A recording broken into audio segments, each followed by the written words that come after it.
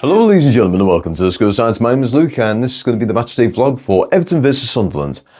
Our penultimate game of the season and our last game of the season at Hill Dickinson.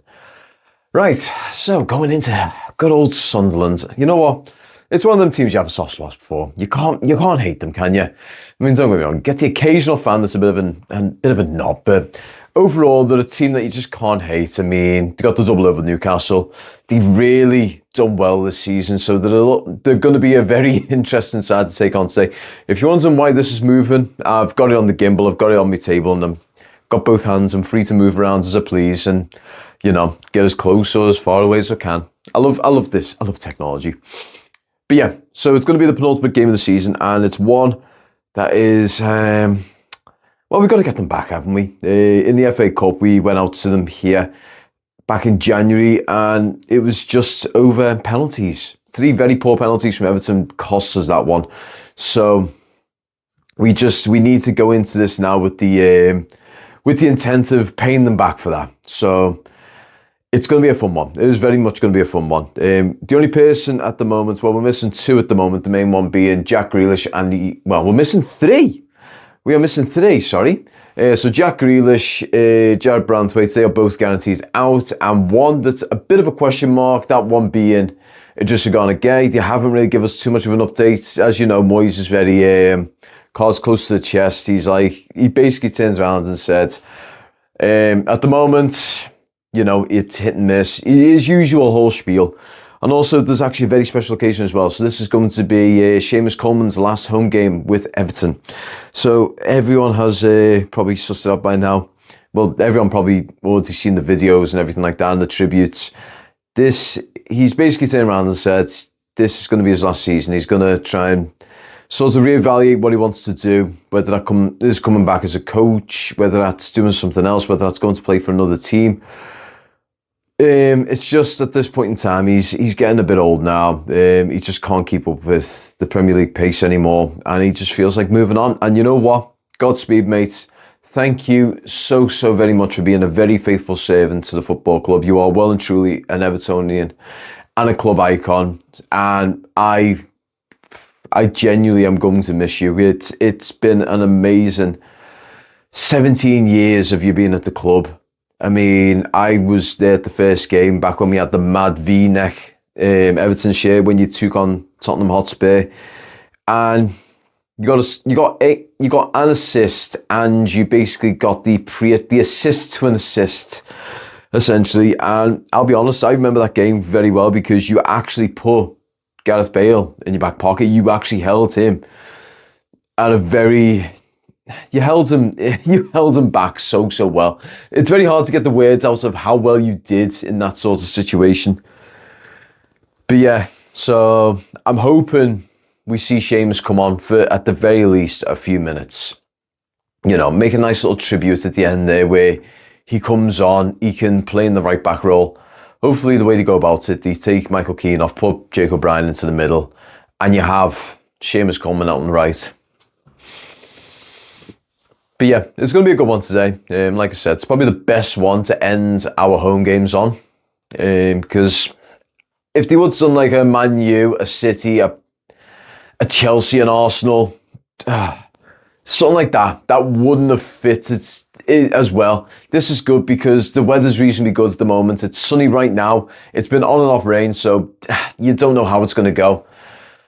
And like I said, I've got no gripe with Sunderland fans, in all honesty. I know very few people who've got gripes with Sunderland fans as Evertonians. We have a good little bit of a kinship. We'll almost be arm in arm with them into that stadium. We'll, on top of that as well, Bradley Lowry Foundation is going to be there as honoured guests.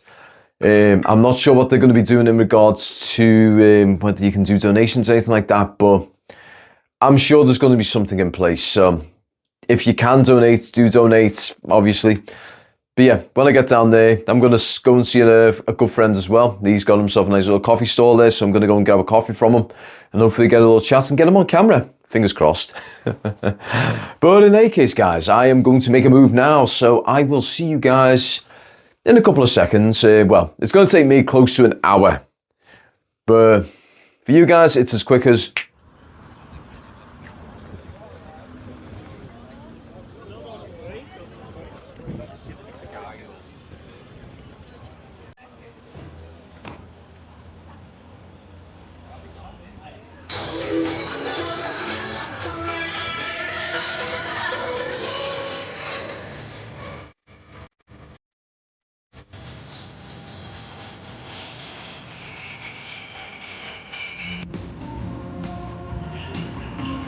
Right, so we're now down at the stadium, and on the way down I decided to go and have a little look at the nice little coffee connection, also known as the Social Cup Coffee. If you ever get the chance to go down and see him, he's also on Instagram, so I'm going to leave this up here for a second so you can see his Instagram. Go follow him there. He will be announcing where he's going to next, but I do hope he does match days more often, because Connor is an amazing fella, makes an amazing cup of coffee, I will say that very much, and is a massive Evertonian. So supporting a fellow toffee and his business endeavours is just the best thing to do. He's, like I said, really good guy, made an amazing cup of coffee. I actually got this latte without sugar. Normally I get sugar with my coffees, I don't know why, I just like sugar. But in all fairness, I'm glad I didn't, because it is a really nice cup of coffee. It was as I was walking away, I was about to take a sip and I was like, oh crap, I've got the sugar. But I thought, I'll screw it. Has a nice sip, and you know what? Absolutely worth it. Absolutely worth not having any sugar in it, because you just enjoy the taste of proper coffee. It's not like your Nescafe instant coffee crap. It's actually ground in front of you, made properly. It's the proper deal, and it's worth every single penny. But yeah, right now, absolutely packed. You've got a lot of Evertonians and a lot of Sunderland fans walking down. So I'm going to make my way into the stadium now. I think they are doing the bus welcome on the west stand. I'm not too sure. I'm going to go and have a find out now. If I'm wrong, oh well. If I'm right, yay. But yeah, so we're going to head in now, where obviously I am going to get checked to the nines by security, because I have everything in a bag. So this is going to be fun.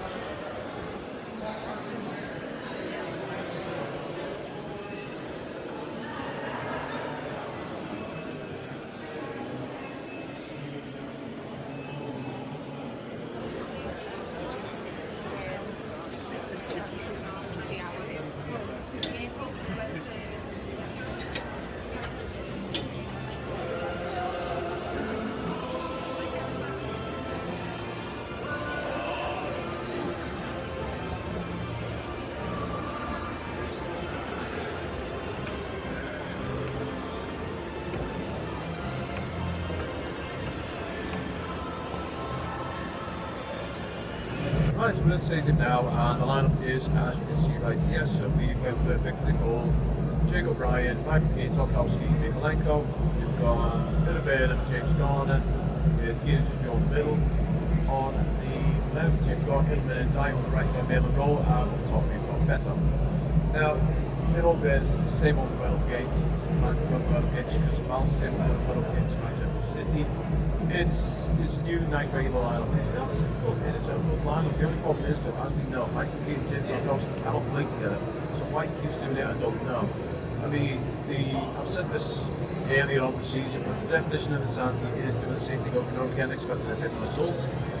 So, is David Moyes trying to contradict the definition of insanity? Because what are we going to have here? Are we going to have a late goal for us or a late goal against us later on in this game? I don't know. But I will say this right now, it's a funny one. I almost seem coming to the stadium. So as I finished doing the recording prior, I was heading into the stadium and I was putting the coffee cup into the bin. As I was doing that, still had my game on up at the extender and everything like that. I had to tap my phone and I was turning to come into the gate, and as I did that, the policemen come right alongside me, while basically trying to surround me. And they're like, what is going on with this? So I explained to them it's a gimbal, does all this video, basically put it back on, reattached and everything like that. And they went, oh, we thought it was a dangerous weapon. Really? You really think a gimbal is a dangerous weapon? With all due respect, there's a bloody price that making gimbal. I would not be using it to hit anyone. But yeah, so when that happened, that was funny. I got into the stadium while I was in the stadium as well. I wandered around the upper stands. Have a wander around the other stands and ran into the Sunderland fans. So they are set up the banner. You can see the footage and everything like that prior to all this. So we've got the banner all nicely set up, a little bit of tribute to all last year's in the game. So I'm not spoiling anything because this is long after the game. But yeah, so it was actually quite a busy one, and it was all intended. I wasn't just intended to just get in here, have a wander around, get into the stadium, get into my seats and start doing videos. But you know what? I'm happy. I'm happy I helped the Sunderland fans get the Bradley Lowry banner set up. I'm happy to contribute in my own way, even if it was just Kevin carrying. Yeah guys, we are now going to be heading to the seat, and next time you see this, next one you'll probably see is okay. So yeah guys, Come on Blues up the fucking Toffees.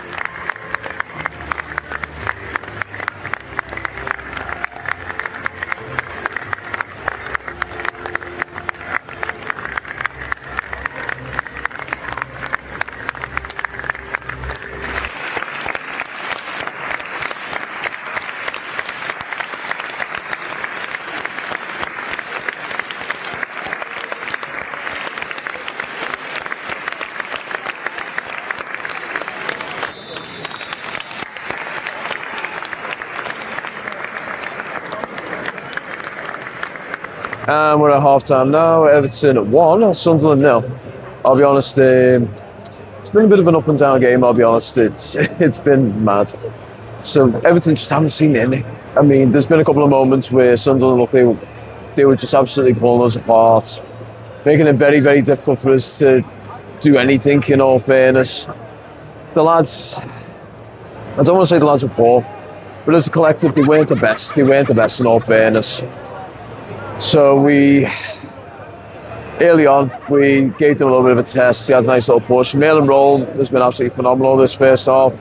Jake O'Brien, he looks like he's carrying an injury. I will not be surprised if half time he just get pulled off and you have to do a little bit of a shifty round. And then on top of that, bloody hell, Tim Burnham, he is so lucky to still be on that pitch, because there was a challenge where he was pushing up. He'd let the ball sort of slip away from his foot a little bit, and in order to try and collect it, he just sort of lunged through the Sunderland player. Looking back, I mean, don't get me wrong, it is a yellow, but I think in any other situation he could have potentially got a red there, and I don't think we would have much to argue about. But overall, though, first off, really not the best from Everton. Sunderland, their defence is full of holes. We need to try and exploit it a little bit better. And then on top of that, actually, you know what? We'll talk about the goal. Mail and Roll's goal was absolutely great. It was a great ball. So ball comes across the box. He picks it up and he's sort of sitting on the edge. He's thinking whether to cross it or whether to do something else. But then he sort of shifts his body, moves it, finds an opening, and then just hits it. Gets a very nice little bit of a deflection, and it just gets it just past the Sunderland keeper for us to go 1-0 up. I'll be honest, I was thinking, is it going to go as an own goal? But you watch it, the ball is still on target, so it will stand as a mail and roll goal. But yeah, as I said, my thoughts is Dave Moyes needs to make a couple of subs there. I do think Tim Burnham probably may need to make way, because with him sitting on the yellow at the moment, I do think he might potentially see red if he's not careful. And Jake O'Brien, as I said, he looks like he's walking around with a bit of an injury, so I do think he could potentially make way, whether it's Patterson comes on or James Garner goes on to the right and Harrison Armstrong comes into the middle. I don't know, but there's many ways we can go about it. I do think, though, we do need to make a couple of changes, otherwise I think Sunderland might grab one back and we could end up walking away with a frustrating draw. And the way the games are going at the moment, if we do get the win, we could potentially leapfrog Brentford, we could leapfrog a few teams, so come on Blues. Right, let's get on to the second half.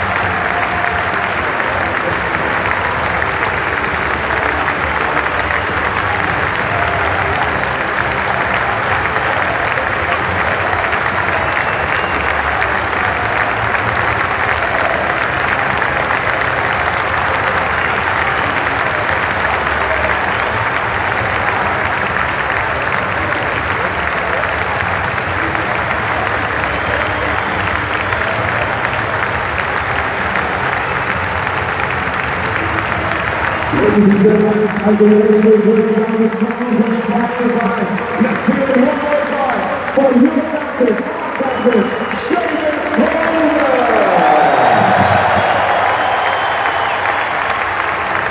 And that is the final whistle. Everton 1, Sunderland 3. Very, very disappointing last end of the last home game of the season, in all fairness. When Everton came out in the second half, I was having severe hopes that we could bolster things up a little bit, potentially take Jake O'Brien off and switch things up a little bit, instead of maybe get James Garner's right back for the time being. Put, I don't know, Harrison Armstrong in the middle, or turn around and, get Tariq George on and put Merlin Roll into the centre position. There's so many ways they could have went about it, but they chose the wrong ways, and as a result, we suffered for it. We got punished time and time again. Sunderland, once they got that equaliser, they were so eager to just keep punishing us and pushing. And as I've said in previous games, we're just slow. We are vulnerable to the counter, and Sunderland took full advantage of that. I can't even say all three. Most of their goals came from just situations where we had them high pressed. They found a hole. Well, they got the ball, they found a hole, they poked through it, and from there they just pushed on.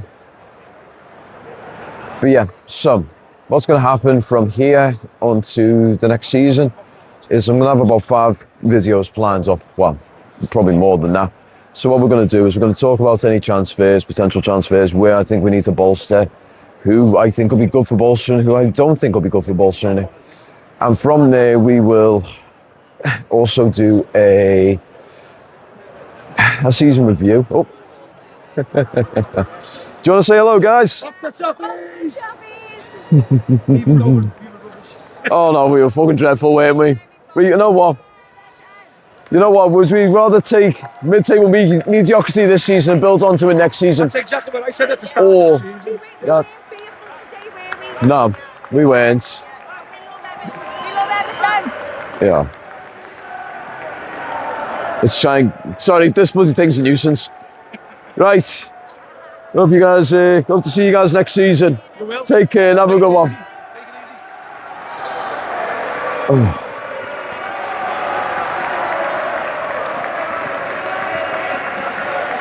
So yeah, as we were saying, so we're going to do a season review, and then from there we'll push on to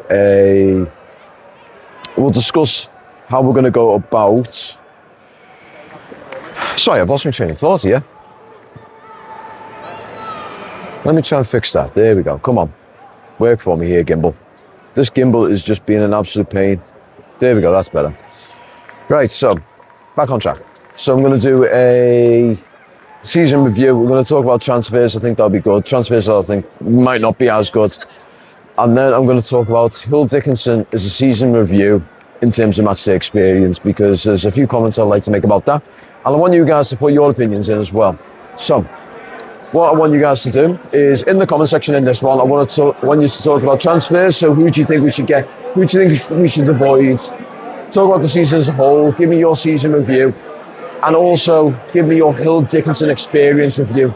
So that's, if you've been to the game, how you thought, getting to the game. Oh, you fucker. Didn't realise there was another step there. That hurt. Jesus, that actually hurt a lot. So yeah, talk about the matchday experience. Yeah, I'm all good. Talk about the matchday experience. Give me your feelings on the matchday experience of Hill Dickinson, getting to the game, from the game. Foods, drinks, stuff like that. Just give me your opinions on that. And also I'd like to say a massive thank you all very much for watching these videos. It means the absolute world to me that you guys have been showing me some support. And just continue to follow the channel, because I really do enjoy making these videos. And hopefully, oh, there we are. Up the Toffees! Fucking Toffees! You gotta be shit there, lad. When you walk through a storm, put your brolly up, you daft cunt. Up the fucking Toffees! Toffees. So yeah, again, things like that mean the absolute world to me. You're showing the support and everything. It just means so much. And hopefully we can move on to next season. And hopefully we can push forward for next season. Because I don't think it's in our grasp this season, is it? But yeah, I'm not bleeding or anything. Nope, I'm not dying yet. But yeah, hopefully next season there'll be some away day vlogs as well. I've been speaking to a couple of lads who are going to try and help me get some tickets sorted out. But yeah, all I can say is thank you so much for watching, guys. I do appreciate continued support. And also a massive thank you to these guys up here. Peace for Bears, I'm sure that you guys are absolute legends. I cannot thank you guys enough for your continued support. If you want to be like these guys, get your name up in the top. It's less than £1.50 a month. It goes so far to help this channel. You can't imagine how much it actually means when you guys actually support the channel, whether that's just liking, commenting, subscribing, stuff like that. Yeah, sorry, I'm in absolute bloody agony now. My bloody knees are killing me. That tumble actually hurt quite a bit. Yeah, guys, again, final time. Thank you so much for watching. I'm going to see you guys next video. Take care, up the toffees, and peace.